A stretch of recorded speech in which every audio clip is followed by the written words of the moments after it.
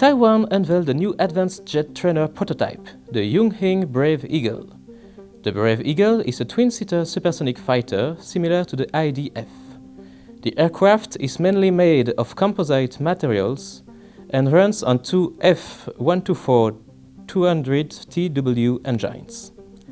Its maiden flight is scheduled for June 2020, and the ultimate goal of the project is to produce 66 units by 2026. The prototype for US Navy's first unmanned aerial refueler made its first test flight. The MQ-25A Stingray T1 completed an autonomous taxi and takeoff and flew a predetermined route to validate the aircraft's basic flight functions and operation with a ground control station. T1 received its experimental airworthiness certificate from the FAA in September, verifying that the air vehicle meets the agency's requirements for safe flight. Testing will continue with T1 to further early learning and discovery that advances major systems and software development. The Navy has planned to buy 72 Stingrays with a total cost of about $13 billion as part of a plan to alleviate the refueling burden on its existing fleet of Super Hornets. The Russian defense industry has upgraded the Kalibr missile after using the system as part of the Syria campaign. The Kalibr cruise missile's land attack variant has a range of around 2,500 kilometers and can be launched from both surface vessels and submarines.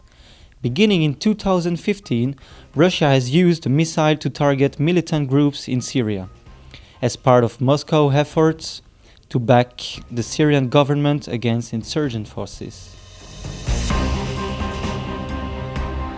A number of foreign companies, including European defense major MBDA and Swedish firm SAAB, are set to submit their proposal to the Indian Navy, which is looking to buy short-range surface-to-air missile (SRSAM) systems to replace its Israeli Barak 1 air defense system on the Kamorta-class corvettes. The Navy plans to buy the SRSAM systems for 4 ships, about 150 odd missiles. Each SRSAM system will have a command and control system, a fire control system, a command link radar, and a launcher for a particular number of missiles. A launch ceremony was held for China's first amphibious assault ship, the Type 075, on Wednesday, in a move that represents a new era for China's warship development, Chinese military experts said. Unlike amphibious landing docks like the Type 071, which China already operates, the Type 075 can carry many more helicopters, allowing it to launch land assaults from much greater distances from shore and provide greater supporting firepower from the air. Based on analysis of satellite images from last month, it appears that a second Type 075 is already under construction even before the first one has hit the water.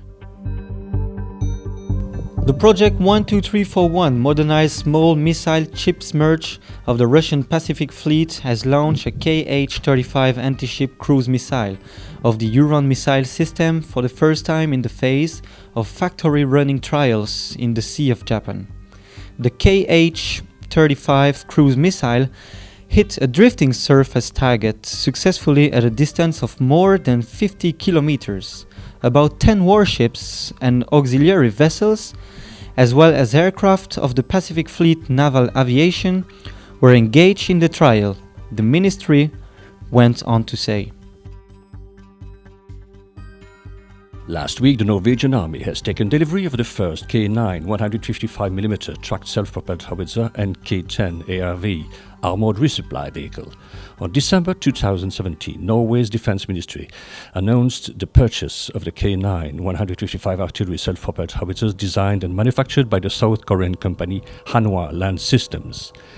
The K9 tracked self-propelled is now in service with South Korea, India, Poland, Finland, Estonia, Norway and Egypt that performed evaluation tests of the K9. The K9, nicknamed Thunder, is a South Korean 155mm self-propelled howitzer based on tracked armored chassis developed by Samsung Techwin for the Republic of Korea Armed Forces and now manufactured by Hanwha Land Systems.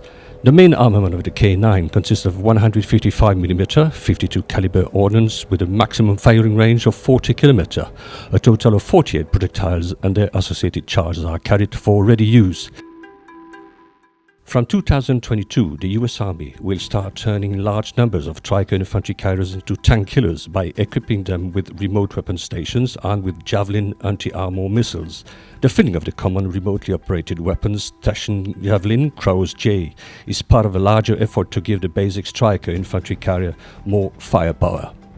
The Crows-J is an M153 Crows-2 system made by Kongsberg that has been modified to launch an FGM-148 Javelin anti-tank missile. In addition to the Javelin, the Crows-2 mounts either an M2.50 caliber machine gun, M240 7.62mm machine gun, or an MK-19 40mm grenade launcher. A gunner can detect a heavy armor target and destroy it with the Crows-J out of roughly 3,000 meters from inside the Stryker vehicle. On October 1, 2019, China has planned to make a military parade to mark the 70th anniversary of the founding of the People's Republic of China. During the first rehearsal, new equipment was showed for the first time to the public, including the new Ligt Tank Type 15. Type 15 tanks were sighted on the streets of the capital city of China, suggesting that the lightweight tank will make its debut to the general public on October 1. The Type 15, also named VT-5 or ZTQ-15 in the Chinese Army, is a lightweight battle tank designed and manufactured by the Chinese defense company Norinco, China North Industries Corporation. The VT-5 was unveiled to the public during the Zhuhai Air Show China in November 2016. According to Norinco engineers, the VT-5 was developed for the export markets. The Type 15 has a weight of from 33 to 36 tons depending on the armor fitted to the tank. With this weight, the tank offers more mobility than a standard main battle tank, offering the same level of firepower. The main armament of the Type 15 consists of one 105mm rifled gun with the thermal sleeve and fume extractor, which has a maximum firing range of 3,000 meters. The main armament also includes an automatic loading system. Second armament of the VT-5 includes one remotely operated weapon station mounted on the roof of the turret, which is armed with a 12.7mm machine gun and one 40mm automatic grenade launcher. Iskander-M tactical missile complex crews carried out a successful combat missile launch for training targets at the Dongus training ground in the Orenburg region during the main stage of the Tsentr 2019 maneuvers.